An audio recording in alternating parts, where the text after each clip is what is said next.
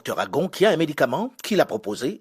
Comment ça marche? Est-ce que les autres vous écoutent? Est-ce que c'est sérieux? Oui, c'est très sérieux et je suis très écouté parce que depuis le 12 mars que j'ai commencé à essayer de façon informelle à Ouagadougou, nous avons traité plus de 20 personnes. Devant moi ici, j'ai la liste de 15 personnes que nous avons recensées et de 6 ans à 62 ans.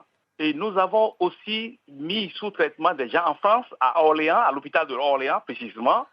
Et nous avons aussi des gens en Amérique qui sont sous traitement. Et nous avons aussi des gens en Italie, un groupe en Italie qui est sous traitement pour pouvoir rendre compte aux autorités.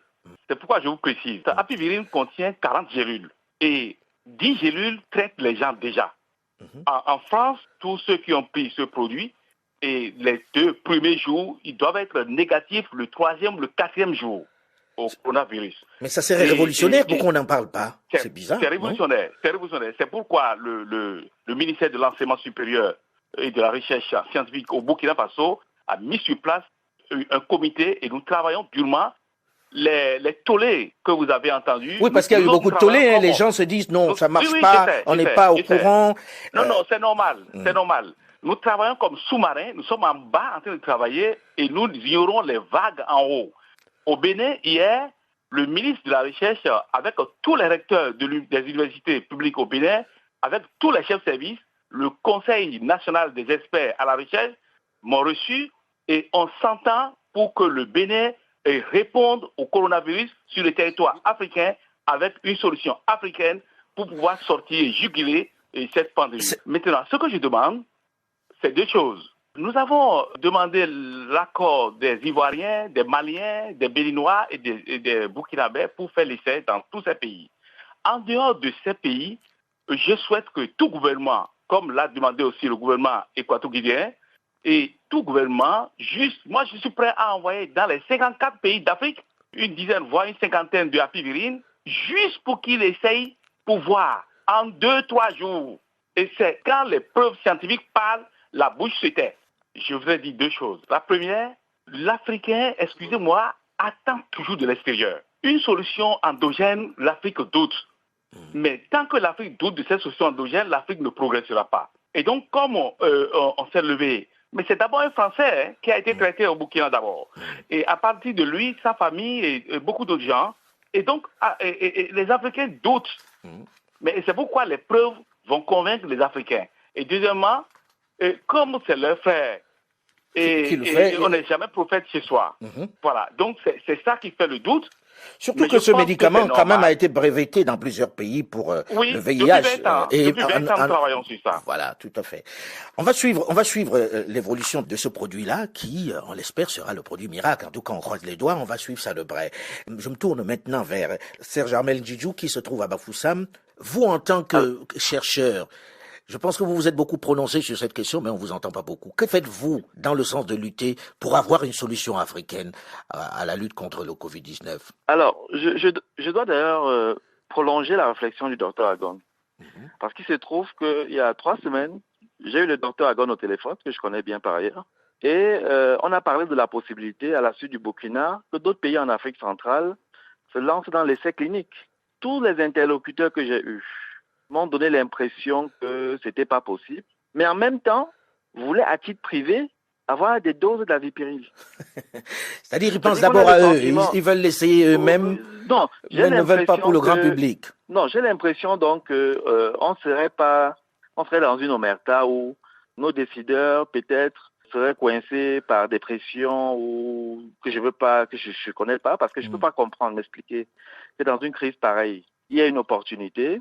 Si on pense que ce n'est pas efficace, on dit un non sec, mais on a des interlocuteurs qui disent qu'ils ne peuvent pas, mais qui vous appellent pour vous dire quand même, est-ce que, quand vous êtes l'ami du docteur Agon, est-ce qu'on peut avoir quelques doses? Donc, c'est-à-dire qu'ils prennent des doses pour eux, mais ils ne veulent pas en faire profiter le plus grand nombre. Pour vous, il y a un complexe, ou plutôt il y a des pressions. C'est-à-dire qu'ils ne se voient pas en position de lancer officiellement et publiquement un essai clinique sur un médicament comme ça. Je ne sais pas quels intérêts. Parce que c'est africain.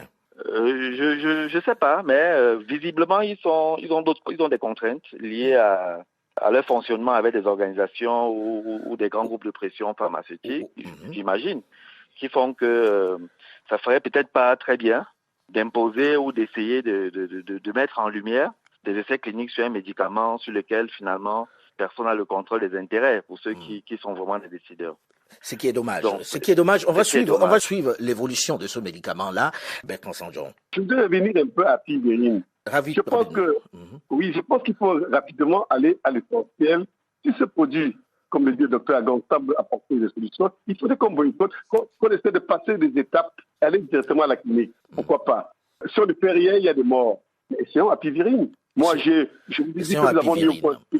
Oui, on peut essayer, pourquoi pas. Et en tout moment, il se pose un problème administratif. Les Africains ont très souvent, vis-à-vis des plantes, un complexe. Il faut le dire, que ce soit les médecins ou les pharmaciens.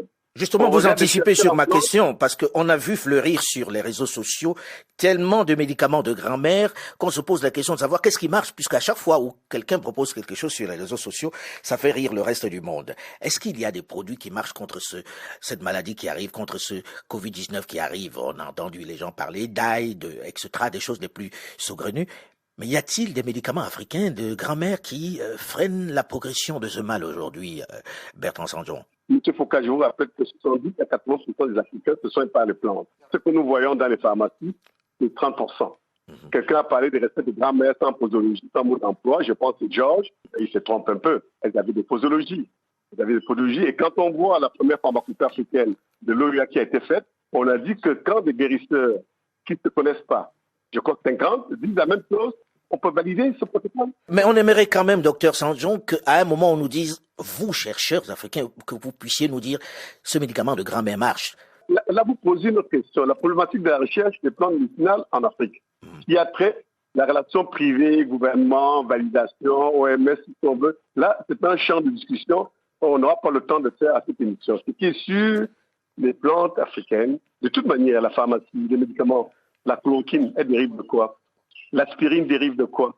Le premier médecin qui était Hippocrate, mais il se soignait, on soignait avec la sauce qui est devenue l'aspirine, que le groupe Bayer a mis en aspirine plus tard.